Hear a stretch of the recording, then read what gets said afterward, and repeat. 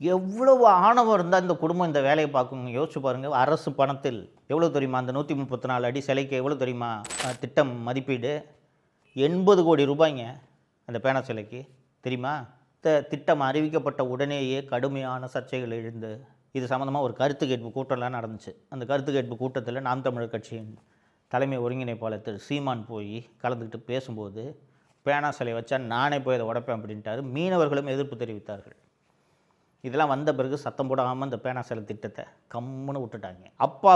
அப்பாவோட பேனாவுக்கு கடலுக்கு நடுவில் 134 அடி உயரத்துக்கு செலவைக்கிறேன்ட்டு திட்டமிடுறாங்கன்னா எவ்வளவு ஆணவம் இந்த குடும்பத்துக்கு இருக்கும். யோசிச்சு பாருங்கள். இவ்வளவு ஆணவம் பிடித்த இந்த குடும்பம் தாங்க திருப்பி ஆட்சிக்கு வரணும், எப்படியாவது ஜெயிச்சு திருப்பி தமிழ்நாட்டை கொள்ளையடிக்கணும்னு சொல்லிட்டு வர்றாங்க உங்களை தேடி. இந்த குடும்பம் திருப்பி ஆட்சிக்கு வரலாமா? யோசிச்சு பாருங்கள். எவ்வளோ ஆணவம் இருக்கும். எல்லாமே அவங்களுக்கு வேணும். சினிமா துறைனா அவங்களுக்கு வேணும், மணல் குவாரினா அவங்களுக்கு வேணும், முனிசிபல் அட்மினிஸ்ட்ரேஷன் கான்ட்ராக்ட்னா அவங்களுக்கு வேணும், ஹைவேஸ் கான்ட்ராக்ட்னா அவங்களுக்கு வேணும். எல்லாமே இந்த குடும்பம் எடுத்துக்கிச்சுன்னா, இந்த 11 மார்ச் அன்று தமிழகத்தில் நடந்த பிரச்சார கூட்டத்தில் பேசிய பிரதமர் திரு மோடி அவர்கள் தமிழ்நாட்டை ஒரு குடும்பம் ஏடிஎம்மாக நினைத்து கொண்டு பயன்படுத்தி கொண்டிருக்கிறது ரொம்ப அழகாக சொன்னார். கிட்டத்தட்ட அவர் சொன்னது கரெக்டு தானே. இந்த குடும்பம் தமிழ்நாட்டை தங்களோட ஏடிஎம்னு நினைக்கிறாங்க. ஏடிஎம்மில் போய் கார்டு போட்டால் துட்டு எடுக்கலாம்ல, அது மாதிரி இந்த குடும்பம் தமிழ்நாட்டை தங்களோட ஏடிஎம்னு நினைக்கிறாங்க. மோடி அவர்களே சொன்னார், இந்த குடும்பம் இதை ஏடிஎம்மை பயன்படுத்த, தமிழகத்தை ஏடிஎம்மை பயன்படுத்த நான் அனுமதிக்க மாட்டேன், மக்கள் அனுமதிக்க மாட்டார்கள்னு சொன்னார்.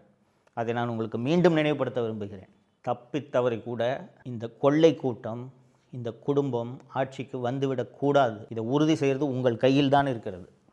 முதலமைச்சர் வராரு, இவர் ஸ்டாலின் வராரு, அவங்க மனைவி துர்கா வராங்க, பட்டத்து இளவரசர் உதயநிதி வராரு, அவரது மகன் இன்பநிதி வராரு, இல்லை இவ்வளோ வார்த்தைகள் பேசுகிறாங்க, வாக்குறுதியெல்லாம் கொடுக்குறாங்களே, ஒரு முறை வாய்ப்பு கொடுக்கலான்னு தப்பித்தவரை கூட வாக்களித்து விடாதீர்கள்.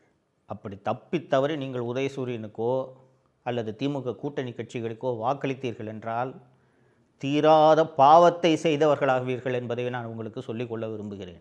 பாவம் திமுகவுக்கும் அது கூட கூட்டணி கட்சிக்கும் நீங்கள் வாக்களிச்சிங்கன்னா அதை விட மாபெரும் பாவம், மகா பாவம் வேறு எதுவுமே கிடையாது.